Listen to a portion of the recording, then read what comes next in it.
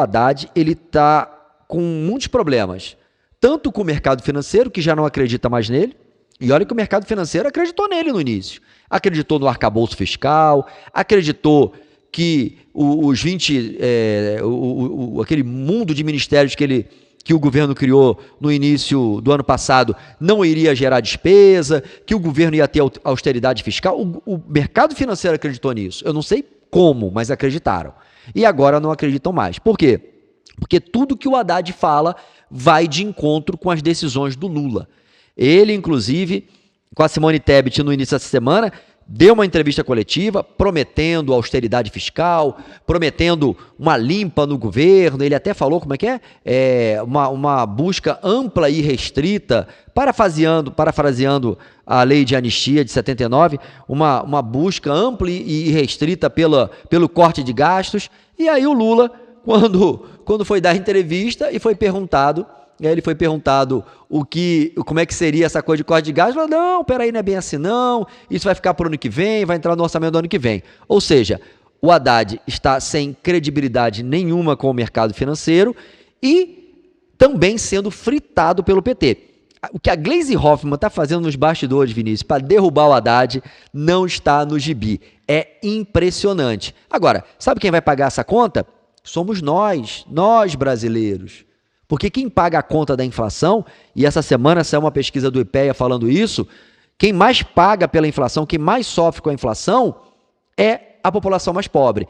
Quem mais sofre com o pagamento de juros da dívida é a população mais pobre, que deixa de ter investimento em serviços, infraestrutura, educação, saúde, não à toa que o governo está cortando aí. Está cortando na saúde, fazendo contingenciamento, está cortando na educação, não tem dinheiro para dar aumento para ninguém. Os professores estão em greve, o IBAMA em greve, um monte de segmentos em greve, né? E a população que está sofrendo. Eu não sei onde nós vamos parar. Fato é que o Haddad está por um fio como ministro da Fazenda, Vinícius. Sim, doutor Augusto, a pressão é muito grande.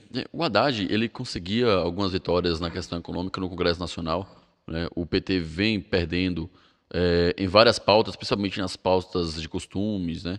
O Congresso Nacional, principalmente a Câmara, com uma composição mais à direita, centro-direita. Então, no tocante aos costumes, saidinha, pé do aborto, a criminalização de drogas e tudo mais, esses temas vêm tomando força na Câmara dos Deputados e considerados derrotas para o governo.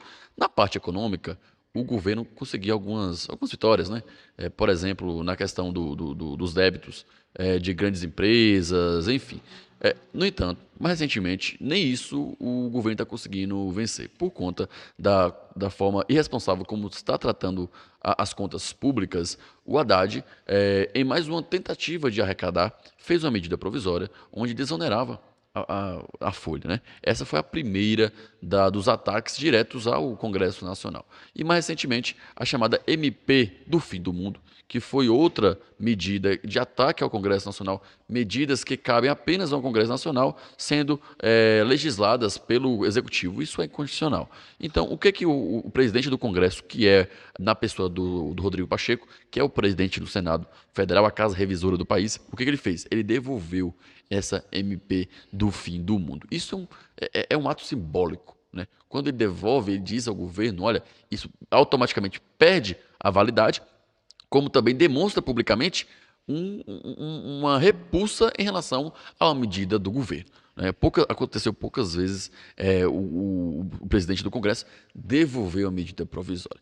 E isso começou uma crise muito grande em relação ao Haddad. Ele que já vinha sendo criticado publicamente pela Gleisi Hoffmann, presidente do partido, e também o que acontecia nos bastidores e a articulação para desgastá-lo. E o pessoal da Faria Lima também já começou a criticar ele publicamente. Pessoal do mercado financeiro. E sabe um outro detalhe importante, Vinícius? E ninguém está falando nisso. Presta bem atenção. Foi aprovada a reforma tributária no ano passado, só que a regulamentação vai ser através de leis complementares. O governo mandou essas leis, um pacote com essas leis, tem mais ou menos uns 2 meses, para o Congresso. Isso está parado lá. Parado. Sabe por quê? Porque o pacote é péssimo. A emenda saiu pior do que o soneto. E aquela história de que nós íamos simplesmente simplificar a questão tributária era mentira. E isso veio à tona agora.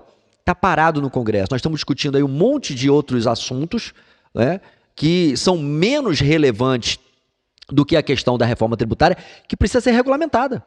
Ela foi aprovada, ela tem que ser regulamentada, senão ela não vai entrar em vigor. Sendo boa ou ruim, ela tem que ser regulamentada. Isso está parado. Você sabe por quê, Vinícius? Porque o Haddad não tem força para aprovar o que foi enviado. E o que foi enviado é muito ruim. Piora ainda mais a questão tributária no Brasil. E, sem falar que o Haddad fala uma coisa, o Lula faz outra. O Haddad fala que precisa cortar gasto, a Simone Tebet, que é um poste, também fala em cortar gasto, mas o Lula vem e fala que não vai cortar nada, que vai ficar do jeito que está. Eu não sei como é que isso vai terminar, não, Vinícius. E a falta de alinhamento de discursos, né? O Lula que não perde oportunidade para criticar o setor financeiro, para criticar os bancos, mas aí vem o presidente da FEBRABAN elogiando o Haddad, colocando ali, tirando foto ao lado de Haddad. Então o discurso não bate. O Lula diz uma coisa, o Lula não perde a oportunidade de criticar o setor financeiro, de criticar os banqueiros, de criticar todo o setor produtivo, de criticar o presidente do Banco Central, mas do outro lado, o seu ministro da Fazenda está tirando foto com os banqueiros do país. Né? Tá feia a coisa, Não Vinícius. faz sentido nenhum.